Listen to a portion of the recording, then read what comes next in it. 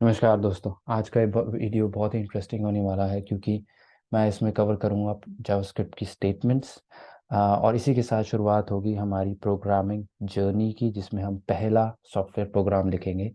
तो बहुत ही एक्साइटिंग चीज़ है। अभी तक हम कवर कर रहे थे इंस्टॉलेशन, थोड़ी सी थ्योरी, क्या होती है नोड जेएस, क्या होती है जावास्क्रिप्ट, विजुअल स्टूडियो क्या है, उसको इंस्टॉल कैसे करना है। बट ये पहला वीडियो है जहाँ पे हम कुछ एक्चुअल में प्रोग्रामिंग करेंगे।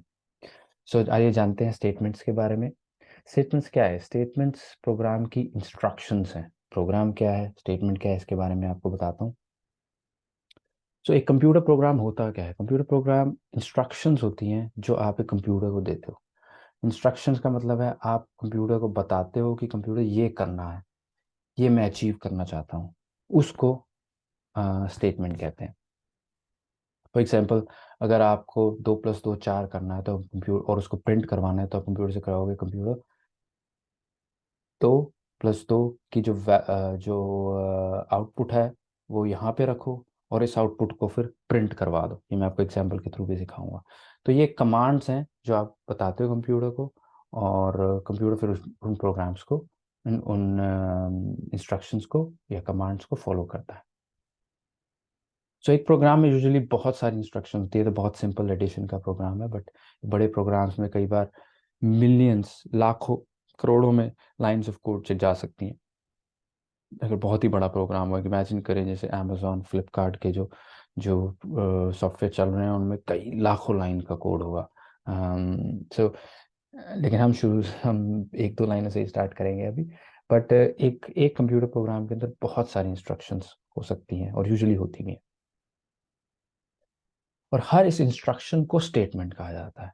तो स्टेटमेंट्स कुछ नहीं है, इंस्ट्रक्शंस या कमांड्स हैं जो आप कंप्यूटर को देते हो।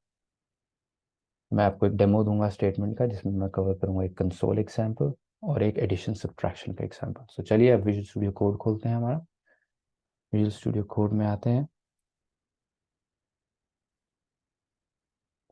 विजुअल स्टूडियो कोड के अंदर अभी आप फाइल में जाइएगा और ओपन फोल्डर कीजिएगा। ओपन फोल्डर के अंदर अभी हमारा, हमने आपने प्रीवियस वीडियो अगर देखा है तो आपने एक लर्निंग का फोल्डर बनाया होगा, उसके अंदर जावास्क्रिप्ट का फोल्डर होगा, उसको ओपन कीजिए। अब हम जावास्क्रिप्ट के फोल्डर के अंदर हैं। यहाँ पे एक हेलो वर्ल्ड, लास्ट टाइम भी हमने बनाया था, हेलो वर्ल्ड डॉट जेएस बनाइए। अगर आपके पास ऑलरेडी फाइल है तो उसी के अंदर ही चेंज कर लीजिए। इसी के अंदर कोड लिख सकते हैं आप, console dot log hello world. तो ये एक स्टेटमेंट है, ये पूरी मिला के एक स्टेटमेंट है जो हम दे रहे हैं। इसके अंदर अब हमने ये कमांड चलानी है। आप टर्मिनल खोल लीजिएगा। टर्मिनल में नोड पहले ट्राई कीजिएगा, नोड वर्जन ये आपके पास होना चाहिए। नोड जैसे मेरे पास 16.16.0 आ रहा है, इसको मैं इसके अंदर आपके पास 18.16.0 आना चाहिए, या फिर सिमिलर कोई वर्जन 18 वाला आना चाहिए। अगर आपके पास ये नोड वर्जन आ रहा है तो आप ठीक है बिल्कुल। फिर अब आपने क्या करना है, नोड लिख के आगे इस फाइल का नाम लिखना है, हेलो वर्ल्ड डॉट जेएस। और ये हमने इधर कमांड दी है जो कि स्टेटमेंट है कि हेलो वर्ल्ड को कंसोल के अंदर प्रिंट कर दीजिए, और उसने वो कर दिया है। आप इसको ऐसे भी लिख सकते हैं, नोड लिख के हेलो लिखिएगा, उसके बाद टैब दबाइएगा, टैब उसको पूरा कर देगा। उसके बाद भी आप एंटर कर सकते हैं ताकि आपको पूरा ना लिखना पड़े। ये है तरीका है चलाने का नोड को, और ये हमने कमांड दी है। अब इसको थोड़ा सा और कॉम्प्लिकेटेड करते हैं। अब हम सम करेंगे। हम कहते हैं लेट रिजल्ट इक्वल्स टू 2+2, और कंसोल डॉट लॉग के अंदर रिजल्ट। इसको जब हम चलाएंगे तो ये 4 प्रिंट कर देगा, और इसमें कैसे काम करता है अभी मैं बताऊंगा अभी आपको। इसने 4 प्रिंट कर दिया। ये कैसे काम कर रहा है, हम कंप्यूटर से कह रहे हैं कंप्यूटर 2+2 कीजिए, जो कि ऑब्वियसली 4 है, और उसको रिजल्ट नाम के वेरिएबल में उसकी वैल्यू जो रिजल्ट आया 2+2 का 4, वो रिजल्ट में डाल दीजिए। सो ये वेरिएबल क्या होता है, लेट क्या होता है, ये मैं आगे वीडियोस में आपको बताऊंगा जब इन टॉपिक्स पे हम इन टॉपिक्स को कवर करेंगे। बट अभी बस समझने के लिए ये समझ लीजिए कि 2 + 2 की जो रिजल्ट आया वो रिजल्ट वेरिएबल में चला गया और उस वेरिएबल को मैंने प्रिंट करवा दिया। सो 2 कमांड्स हो गई हमारे पास, इन टोटल 3 कमांड्स हो गई। पहली कमांड कह रही है हेलो वर्ल्ड को जाके प्रिंट करो, दूसरी कमांड कह रही है कि 2 + 2 करो, उसके रिजल्ट को रिजल्ट नाम की एक वेरिएबल में डालो और फिर उसको प्रिंट करवा दो। और फिर उसको हमने चलाया नोट हेलो वर्ल्ड, हमारे पास 4 प्रिंट होके आ गया। तो ये था स्टेटमेंट्स के बारे में। चलिए आगे चलते हैं अब।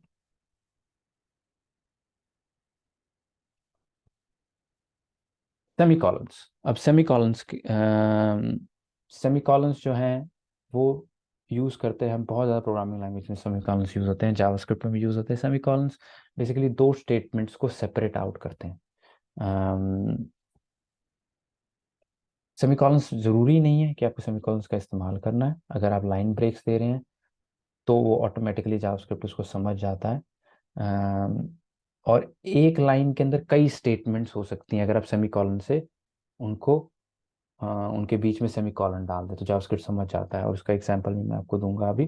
चलिए डेमो पे चलते हैं। सो हम एक और फ्लाई बनाते हैं सेमी कॉलन के नाम से। सेमी कॉलन में अभी हम पुराने वाले एग्जांपल लेते हैं, let first value equals to 2, और फिर हम लिखेंगे let second value equals to 2 और 3, और let result equals to first value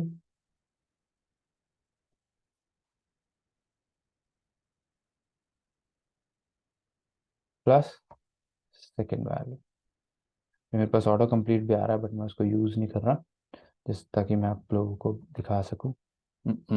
auto complete गलत। Console dot log result.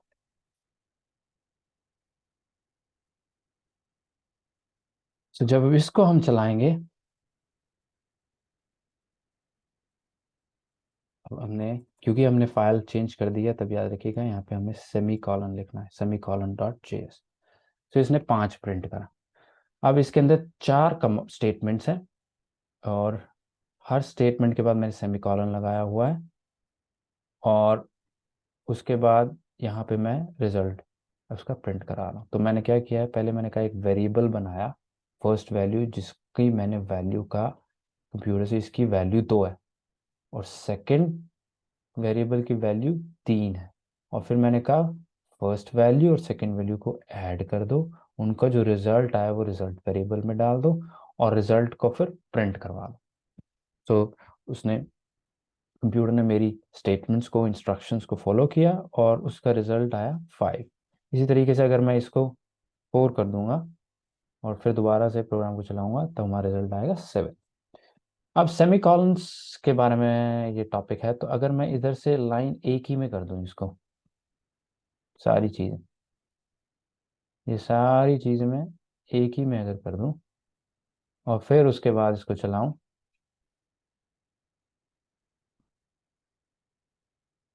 हम्म, वाव। बस अगर मैं इसे सेव कर दूंगा तो प्रिटियर इसको चेंज कर देगा। तो अब इसको चलाते हैं, ये फिर भी चल गया। तो यानी कि एक ही लाइन में आप सारे इंस्ट्रक्शन लिख सकते हैं, बट इसका डिसएडवांटेज ये है, ये रीडेबल नहीं रहता कोड। आप पढ़ नहीं सकते इतनी सारी इंस्ट्रक्शन एक ही लाइन में, पढ़ना मुश्किल हो जाता है। तो इसीलिए बेस्ट रहता है कि एक इंस्ट्रक्शन, एक स्टेटमेंट एक ही लाइन में हो। सो अभी मैं इसके अंदर स्पेस डाल के सेव करता हूँ। जैसे ही मैंने सेव करा इसे फॉर्मेट हो गया, और फॉर्मेट जैसे कि पिछले वीडियो में मैंने आपको बताया था, मेरे पास मैंने प्रेटियर प्लगइन इंस्टॉल किया है, और वो प्रेटियर प्लगइन फॉर्मेट कर देता है अपने आप ही, अलग अलग लाइंस में कमांड्स को, स्टेटमेंट्स को डाल देता है।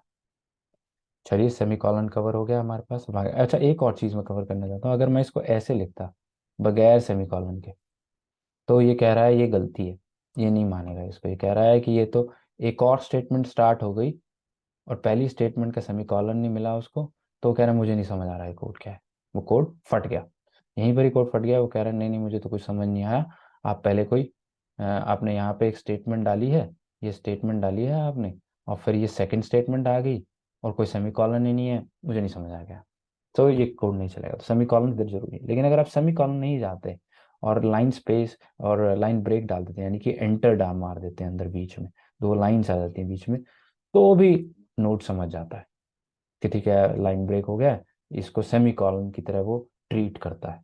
सो बट अच्छी प्रैक्टिस ये है कि हमेशा सेमी कॉलन का इस्तेमाल कीजिए। चलिए आगे चलते हैं आप नेक्स्ट टॉपिक पे। हाँ हाँ, सेमी कॉलन्स हो गए। White space. So white space जो है वो हमारे कोड को रीडेबल बनाता है, उसके बारे में मैं, वाइट स्पेस क्या है, कुछ नहीं स्पेस है, और उसका मैं एग्जांपल दूंगा। और जावास्क्रिप्ट जो है इस वाइट स्पेस को इग्नोर कर देता है। सो मैं इसका आपको एक एग्जांपल देता हूँ वाइट स्पेस का, इसी में ही देता हूँ। जैसे आप देख रहे हैं यहाँ पे फर्स्ट वैल्यू के बाद मैंने एक स्पेस डाला है, उसके बाद इक्वल टू डाला है, उसके बाद फिर स्पेस डाला है। मैं इसको हटा भी सकता हूँ, ऐसे भी कर सकता हूँ, ऐसे स्पेस डालने की जरूरत नहीं, इधर भी कहीं पे भी स्पेस देने की जरूरत नहीं, कोई स्पेस नहीं। यहाँ से भी स्पेस हटा दी, हर जगह से, इसे वाइट स्पेस कहते हैं। अगर आप ये हटा भी देते हैं तब भी आपका प्रोग्राम चलेगा, बट फिर वही रीडेबिलिटी की प्रॉब्लम आती है, सब चीज़ चिपकी चिपकी हुई है आपस में, बेहतर है हम इसमें थोड़ा सा स्पेस डाल दें। तो अगर आप स्पेस डालेंगे, और वही प्रेटिया फिर मुझे हेल्प कर रहा है वाइट स्पेस डालने में भी। सो प्रेटिया सारी फॉर्मेटिंग कर रहा है, अगर मैं लाइन ब्रेक नहीं डाल रहा तो लाइन को ब्रेक कर रहा है, वाइट स्पेस डाल रहा है ताकि मेरा कोड पढ़ने में मुझे आसानी हो। तो ये है वाइट स्पेस। आगे नेक्स्ट टॉपिक पे चलते हैं code blocks. So code blocks क्या चीज़ है? जब भी हमें प्रोग्राम लिखते हैं तो प्रोग्राम यूजुअली एक या दो स्टेटमेंट्स नहीं होती, बहुत सारी स्टेटमेंट्स होती है, जैसे मैंने पहले भी बताया था। सो उन स्टेटमेंट्स में कभी कभी कंडीशनल स्टेटमेंट्स होती हैं कि कभी ये चले कभी वो चले, और उसका भी एग्जांपल मैं दूंगा। सो आप कोड को ग्रुप्स में डिवाइड करते हैं, और उन ग्रुप्स को डिफाइन करने का तरीका है कि आप उनको एक ब्रैकेट में, कर्ली ब्रैकेट में डालते हैं। और कर्ली ब्रैकेट्स कौन से होते हैं? ये वाली, है ना। सो ये ब्रैकेट, ये यहाँ पे इसका एंडिंग ब्रैकेट, ये स्टार्टिंग ब्रैकेट है, ये एंडिंग ब्रैकेट है, बीच में कोड है, इसे कोड ब्लॉक्स कहते हैं। बड़े प्रोग्राम्स में बहुत ज़्यादा यूज़ होते हैं कोड ब्लॉक्स, क्योंकि हमेशा कोई ना कोई कंडीशन होती है, कभी ये कोड चलाओ कभी वो कोड चलाओ, और वो कंडीशंस में इंस्ट्रक्शंस को आप, स्टेटमेंट्स को आप ग्रुप कर देते हैं इकट्ठे ब्रैकेट्स के अंदर। उसका भी एग्जांपल मैं आपको दूंगा अभी। और कुछ एग्जाम्पल्स जहाँ पे कोड ब्लॉक्स यूज होते हैं, if else statements, functions, switch cases, और सारी चीज़ें मैं आगे धीरे धीरे हम सारी से कवर करेंगे। बट ज़रूरी है जानना कि जब भी हम कोई इफ एल्स स्टेटमेंट यूज़ करते हैं, फंक्शंस यूज़ करते हैं, स्विच केस यूज़ करते हैं, तो सारा कोड कोड ब्लॉक्स के अंदर होता है, आप ब्रैकेट्स का इस्तेमाल करते हैं। तो मैं एक डेमो देता हूँ अभी आपको इफ एल्स स्टेटमेंट्स के साथ। एक और फाइल बनाते हैं कोड ब्लॉक के नाम से, code block, code block dot JS. अब इसके अंदर हम करते हैं एक वेरिएबल बनाए, लेट एक्स इक्वल्स टू 5। सो हम एक वेरिएबल बना रहे हैं एक्स नाम का, उसको वैल्यू 5 दे रहे हैं।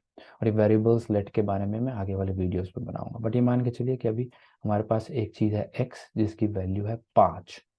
अब हम कह रहे हैं, अब हम एक इफ स्टेटमेंट यूज कर रहे हैं। इफ अगर एक्स की वैल्यू 6 है, 5 है, तो कंसोल में लिखिए, कंसोल में प्रिंट कराइए, value is, value of x is 5। अगर नहीं है तो अब मैं दोबारा ब्रैकेट डाल रहा हूँ, यानी कि एक और कोड ब्लॉक, पहला कोड ब्लॉक ये, दूसरा कोड ब्लॉक ये, दूसरे कोड ब्लॉक में लिख रहा हूँ console dot log value of x is not 5। तो मैंने जैसे सेव करा, अब प्रेटियर ने अपने आप फॉर्मेटिंग कर दी उसकी। सो हमने, दोबारा मैं समझाता हूँ, मैंने एक वेरिएबल लिया x, उसकी वैल्यू डाली 5, और मैंने एक इफ कंडीशन लिखी। इफ कंडीशन में क्या है, अगर x की वैल्यू 5 है, जो कि इस टाइम पे ट्रू है, अगर x की वैल्यू 5 है तो ये प्रिंट कर दो। तो ये एक कोड ब्लॉक है, इस ब्रैकेट से स्टार्ट, इस ब्रैकेट पे खत्म। और अगर नहीं है तो एल्स का एक और ब्लॉक है, जो कि इधर भी ब्रैकेट है, इधर भी ब्रैकेट एंड है, सो ये भी एक और ब्लॉक है। सो इफ एल्स, अगर ये सही है तो ये करना, नहीं तो एल्स क्या है, नहीं तो ये करना। सो ये है इफ एल्स के कोड ब्लॉक्स। जब हम इस को रन करेंगे नोड, अब फाइल का नाम है code block, so code block dot JS. तो वैल्यू ऑफ एक्स इज 5। क्यों कहा इसने, क्योंकि एक्स की वैल्यू 5 है। तो ये जब यहाँ पे आया, कोड रन हुआ, तो इसने देखा एक्स की वैल्यू तो 5 है, तो यहाँ पे आ गया। और यहाँ पे आ गया तो एल्स वाली चीज रन नहीं हुई।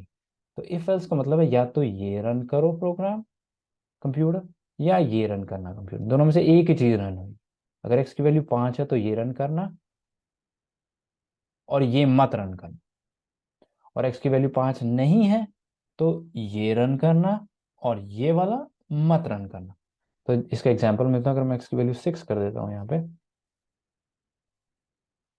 तो आपको लिखा है value of x is not 5। अब ये वाला रन हुआ और ये वाला रन नहीं हुआ, तो इन दोनों में से एक रन होगा हमेशा, या ये रन होगा या ये रन होगा। इफ एल्स में ये चीज होती है। सो हमारे पास दो code blocks, code block 1, code block 2, दोनों में एक चीज कॉमन है, स्टार्टिंग कर्ली ब्रैकेट और एंडिंग कर्ली ब्रैकेट। सो दोनों कर्ली ब्रैकेट से स्टार्ट हो रहा है, कर्ली ब्रैकेट से एंड हो रहा है, और बीच में कुछ कोड के लाइंस आई हैं, और यहाँ पे और लाइंस भी आ सकती हैं, जो हम फ्यूचर में आगे हम कवर करेंगे। एंड आज के इस वीडियो में इतना ही दोस्तों, थैंक यू वेरी मच, मिलते हैं नेक्स्ट वीडियो में।